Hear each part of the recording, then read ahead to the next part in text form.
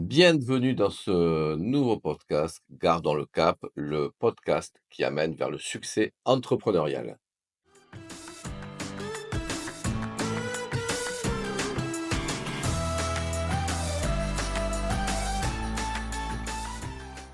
Bonjour Gérard, j'espère que tu vas bien. Aujourd'hui, tu vas nous parler des défis des entrepreneurs. Alors, effectivement, avant tout, je suis ravi d'être avec vous aujourd'hui pour ce nouvel épisode. Et effectivement, le défi des entrepreneurs dans notre contexte, là où je vous parle au mois d'octobre 2024, particulièrement en hausse en fait. Les défis sont en train de s'amplifier.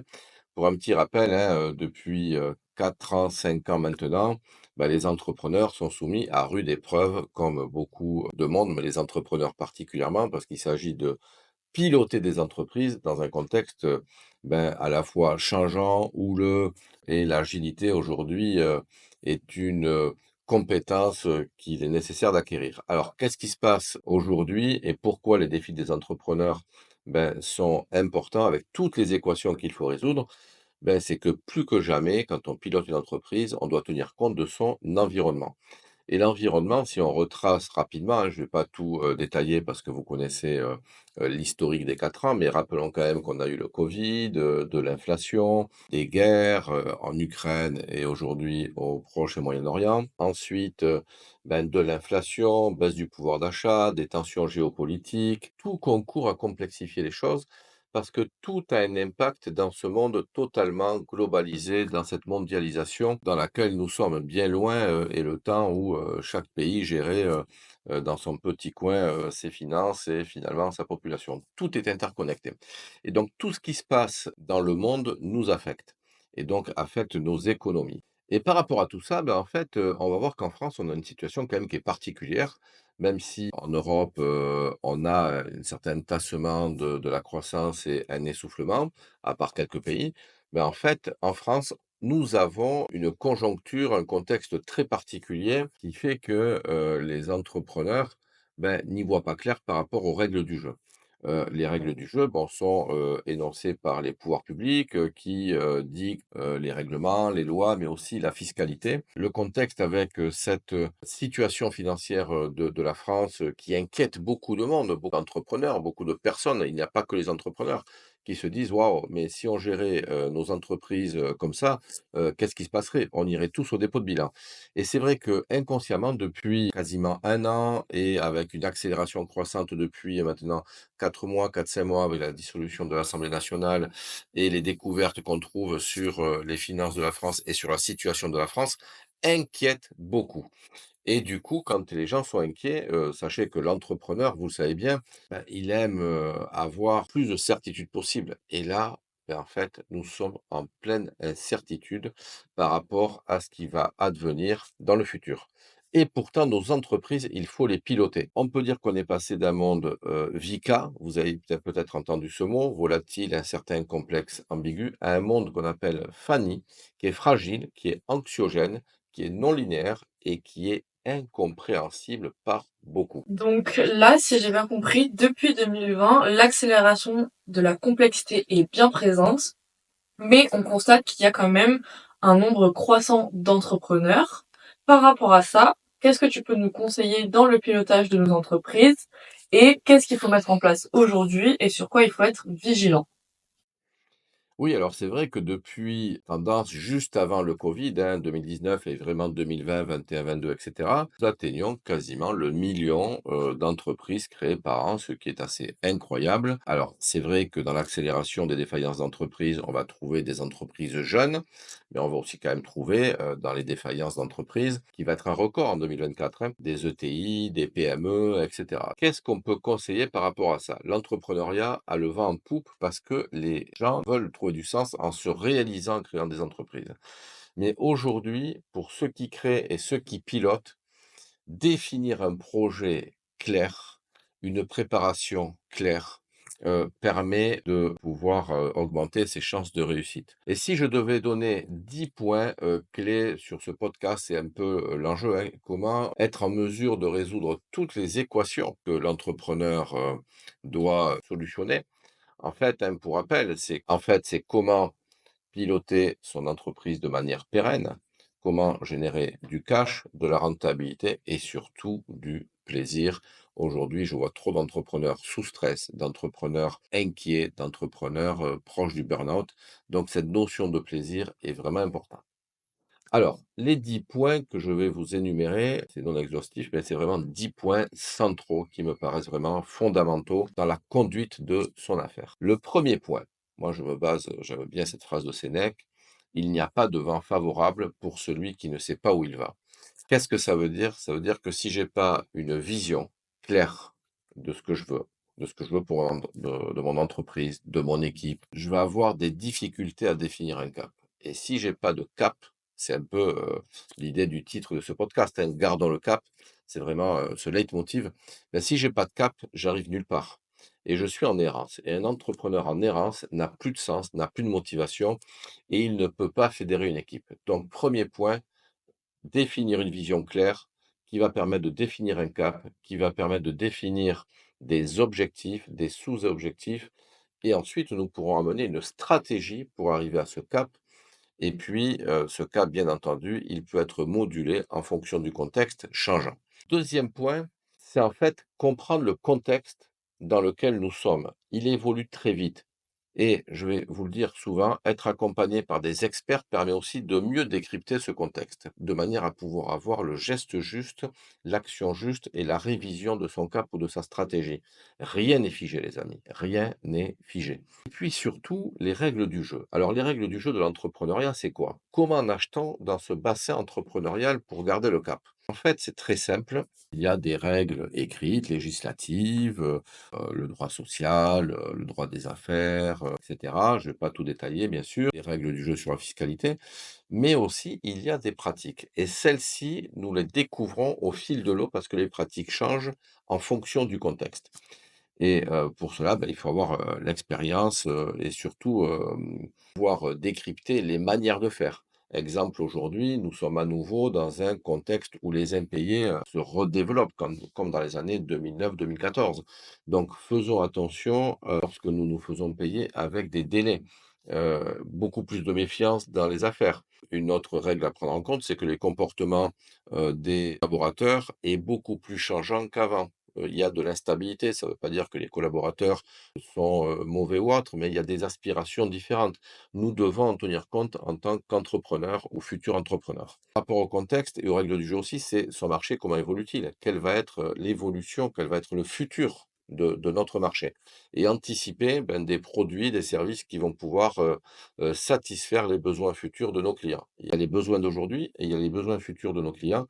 Ne faisons pas comme si rien ne changeait, comme je le vois chez certains, et inévitablement, ça amène à des difficultés. Troisième point qui est vraiment important, c'est savoir tout le temps où nous en sommes. Ça veut dire que on a du mal à aller quelque part si on ne sait pas d'où l'on part et si l'on ne connaît pas notre potentiel. Savoir où nous en sommes, ça veut dire mettre en place des tableaux de bord, ce qu'on appelle aujourd'hui des KPI, sur la situation financière, sur la situation commerciale, sur la qualité, sur tous les ingrédients qui font que on va pouvoir apprécier ce qu'est l'entreprise à un moment donné. Elle évolue tous les jours et avoir des tableaux de bord qui permettent de donner une vision sur la santé de l'entreprise, c'est aujourd'hui fondamental. L'entrepreneur, c'est comme un sportif de haut niveau.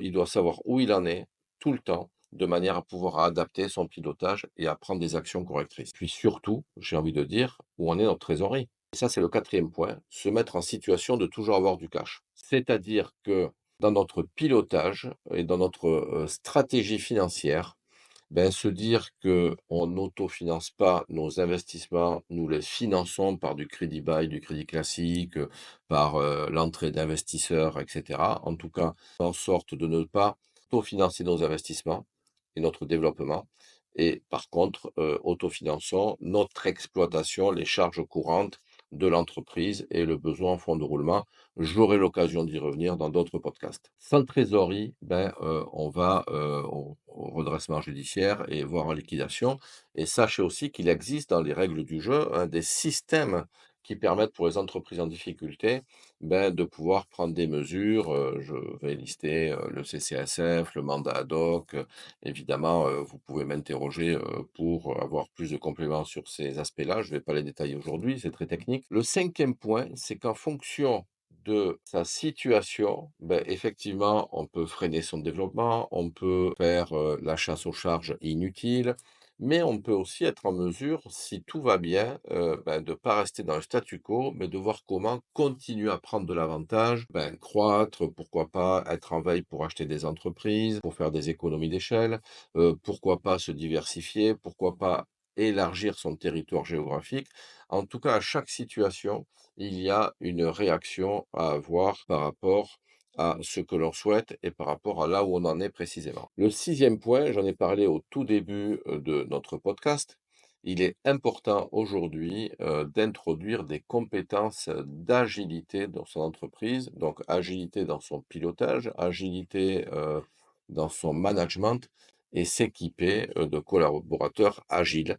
Pourquoi? Parce que dans un environnement qui est houleux, qui est changeant, qui est la vérité d'aujourd'hui n'est pas celle de demain et nous le voyons bien. Regardez par exemple, il y a 2 ans, c'était le démarrage de l'inflation, avec la hausse des matières premières, du coût de la vie, et cetera et après les années covid où nous étions enfermés, il y a eu un emballement de l'économie et puis 2 ans après, là, on est en train de, se rendre compte que l'inflation, ça y est, diminue finalement plus vite à l'heure où je vous parle, hein, ça peut changer dans quelques semaines et du coup, alors qu'il y a encore quelques mois, les taux d'intérêt étaient figés un peu à la hausse et les banques centrales disaient: «On ne va pas, baisser les taux». Aujourd'hui, je viens de lire hier que les banques centrales vont, en tout cas la BCE, la Banque centrale européenne et la Banque centrale américaine, vont baisser les taux plus rapidement pour relancer l'économie. Il n'y a pas de vérité aujourd'hui à long terme, à moyen terme, c'est vraiment être au courant de tout pour pouvoir adopter les bonnes décisions. Rien n'est figé, sauf le fait que nous devons être agiles et pour pouvoir s'adapter sans arrêt. Donc cette compétence d'agilité, je la recommande vivement aujourd'hui, sans quoi ça va devenir très compliqué. Agilité, ouverture d'esprit et être tourné vers l'extérieur pour prendre de l'info et de la veille, tout en faisant grandir son équipe. Donc ça, c'est le sixième point. Le septième point, en fait, nous avons des écosystèmes qui nous entourent. L'écosystème, c'est quoi? C'est nos collaborateurs, c'est nos équipes qui sont externes, nos sous-traitants, nos freelances, mais aussi nos fournisseurs et nos conseils.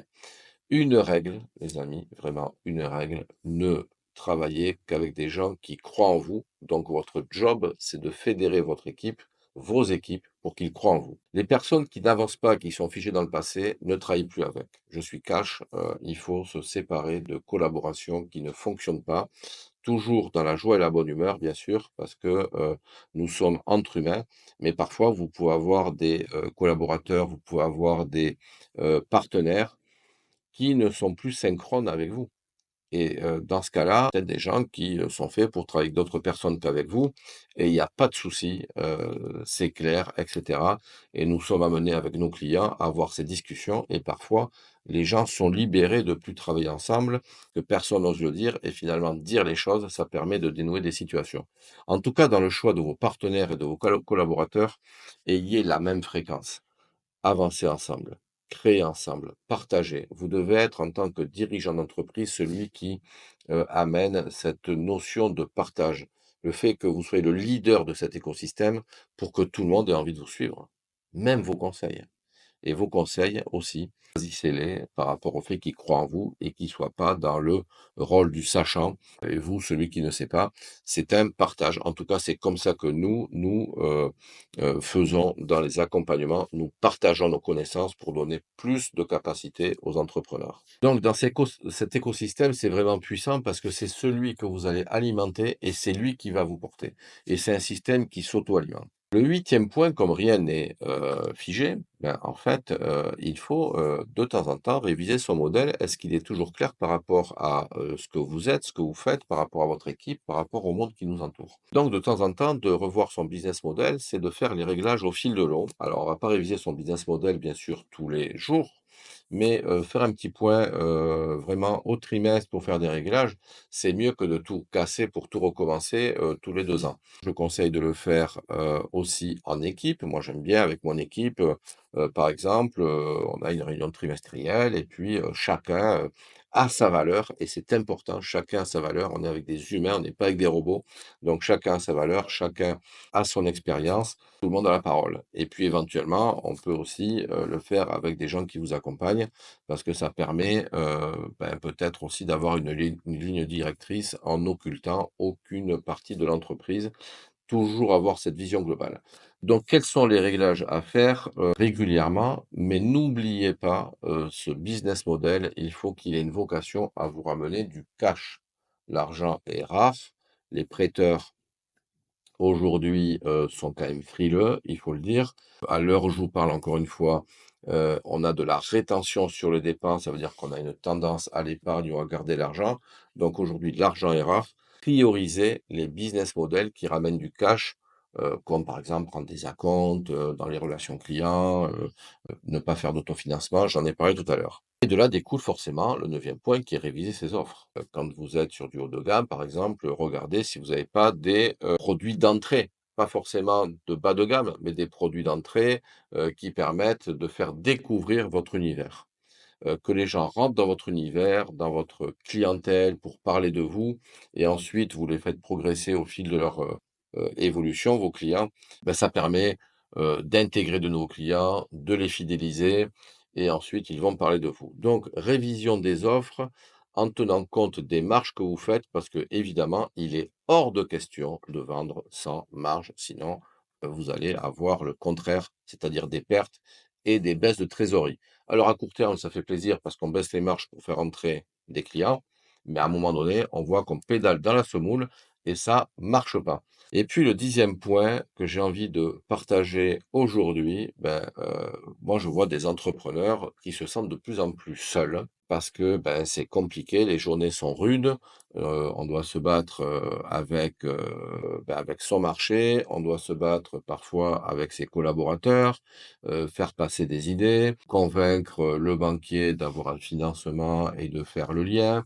Quand les taux se resserrent parfois, c'est le cas, il faut le dire, en fait, trouver des solutions pour échapper, à des difficultés et voire parfois un effondrement de son business et même quand ça va bien, là aussi, quelles sont les équations à résoudre pour finalement, se développer dans l'équilibre sans altérer le futur. Sortir de l'isolement, c'est quoi? Et l'isolement d'ailleurs, l'entrepreneur le voit souvent le soir quand il se met au lit, heu, où toutes les idées se remettent dans sa tête et ça génère de l'insomnie et vous savez de quoi je parle, c'est sûr. Celui qui a le plus d'insomnie, c'est l'entrepreneur. Donc pour ça, c'est quoi? En fait, c'est partager, faire du réseau. Pas sortir, pas rester dans sa bulle, faire du réseau. Se faire accompagner, c'est une clé forte pour avoir du recul, se faire accompagner par des gens qui ont de la connaissance et de l'expérience. Se former pour avoir les clés, du pilotage d'entreprise, les clés de la conduite d'entreprise avec une vision globale et une vision, j'ai envie de dire, à 360. Une vision vraiment, qui permette de tout t'intégrer parce que tout est interconnecté. Il n'y a pas de finance si j'ai pas de clients et si j'ai pas de clients, c'est que je dois faire du marketing et si je fais pas de marketing, je vais pas produire, de produits parce que j'aurai pas de clients, vous voyez? Bref, tout est interconnecté et si je me développe, j'ai peut-être besoin de finances parce qu'il faut que j'alimente mon besoin en fonds de roulement et si je me développe, il faut que je recrute et avoir des compétences. Donc vous voyez? Nous ne pouvons pas prendre de décision si nous n'imaginons pas les conséquences futures de ces décisions. Donc vous voyez, le défi des dirigeants d'entreprise s'élève chaque jour plus. Piloter sans vision n'est plus possible. Je viens de vous donner 10 axes de réflexion pour améliorer votre futur, se protéger et vous développer comme nous le faisons nous avec les entrepreneurs que nous accompagnons. Waouh, c'est super intéressant tout ce que tu viens de nous raconter. Mais du coup, on se retrouve quand? Alors, comme vous le savez, les fréquences, de diffusion des podcasts, ça sera tous les 15 jours et là, je verrai la thématique en fonction de l'actualité. J'attends avec impatience, ce que va, nous pondre le gouvernement sur la loi de finances. Peut-être elle va être en discussion, elle sera peut-être pas déterminée. Mais sinon, j'ai plein de thématiques sous le coude à suivre. Je vous dis à très vite et à votre écoute. Ciao, ciao les amis.